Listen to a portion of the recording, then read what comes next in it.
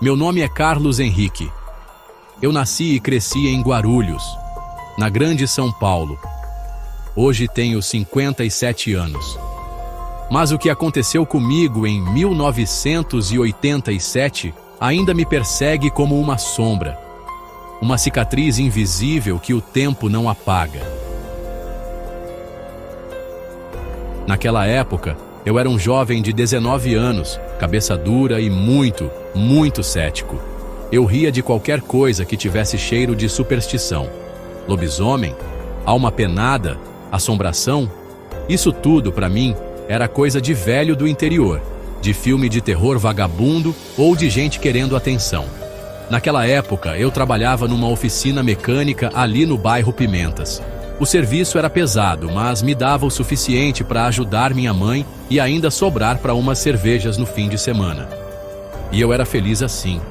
Nunca pensei que minha rotina ia se transformar num verdadeiro pesadelo. Tudo começou numa noite de sábado, final de setembro de 1987. Eu estava saindo do bar do Zeca, ali na estrada do Caminho Velho, por volta das 10h30 da noite. Tinha tomado 2 cervejas, nada demais, e resolvi voltar a pé para casa, já que morava a uns 20 minutos dali.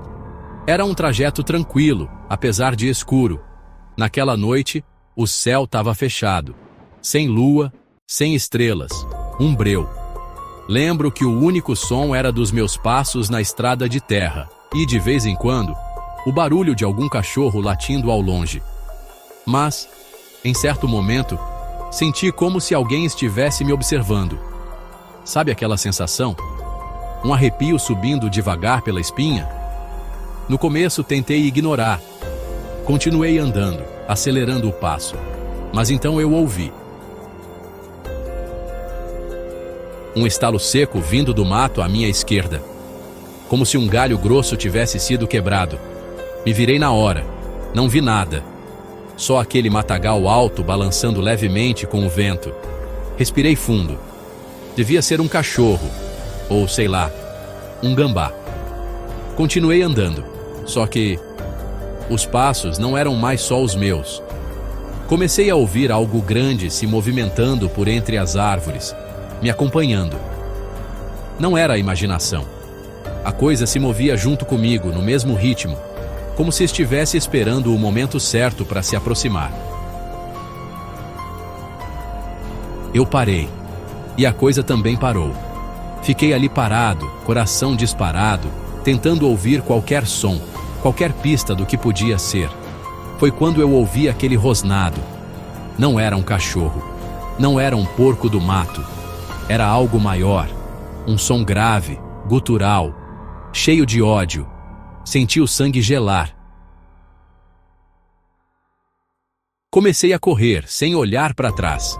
Corri como nunca tinha corrido na vida, com o peito doendo, as pernas travando, a garganta seca. Mas aquilo também correu, e era rápido demais. A cada segundo, o barulho dos passos pesados, das folhas sendo rasgadas e dos rosnados furiosos se aproximava mais. Eu não via, mas sentia. Aquela coisa estava quase me alcançando.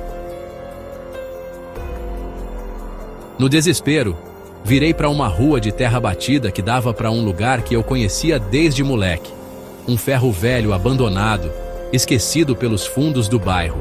Pulei a cerca de madeira podre e me joguei para dentro daquele monte de sucata, me enfiando entre carcaças de carros velhos, chassis retorcidos e pedaços de metal enferrujado. Me escondi num canto escuro, espremido atrás de um Fusca sem rodas, coberto de folhas secas e lixo. O coração parecia que ia explodir. Eu tentava segurar a respiração, mas o medo era tanto que meu corpo tremia. Foi então que ele entrou. Lembro muito bem, como se fosse ontem, aquilo me dá pesadelos até hoje. Eu vi, com meus próprios olhos. Ele atravessou a cerca como se fosse feita de papel.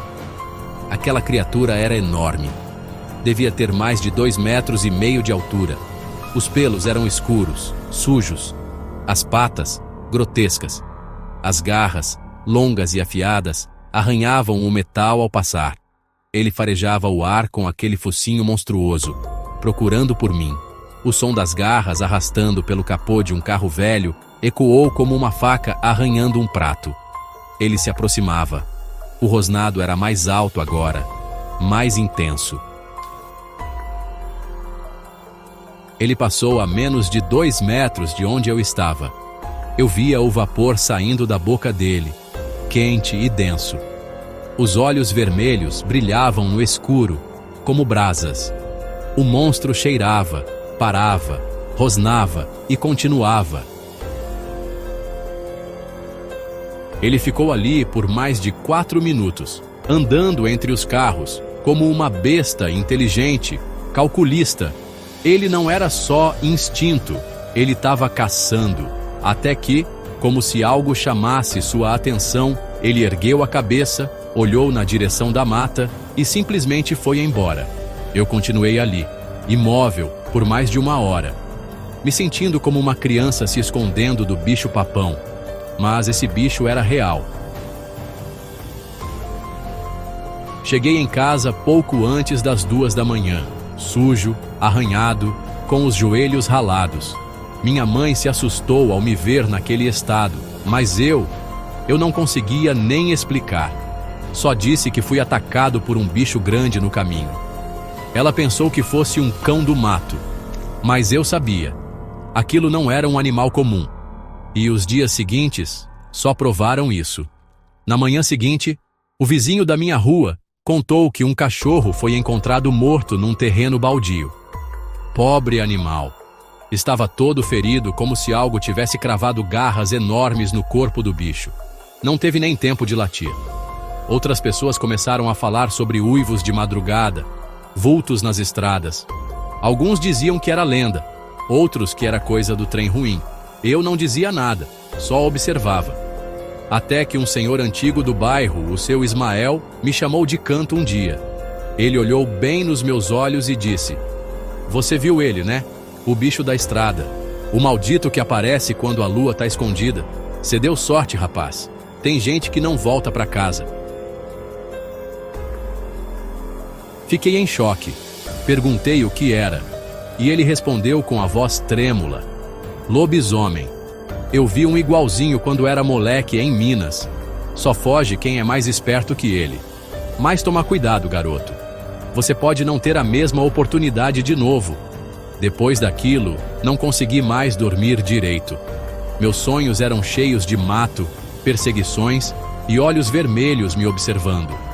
Fiquei dias sem sair de casa à noite. E o ceticismo, que antes me fazia rir, foi enterrado ali mesmo, entre ferrugem e medo. Hoje, tantos anos depois, conto essa história porque carrego o peso dela comigo.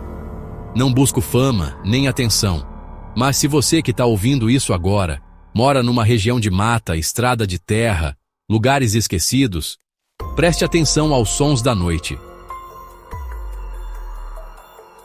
Nem tudo que se esconde é só o escuro. Lembre-se, há mais coisas entre o céu e a terra do que podemos imaginar.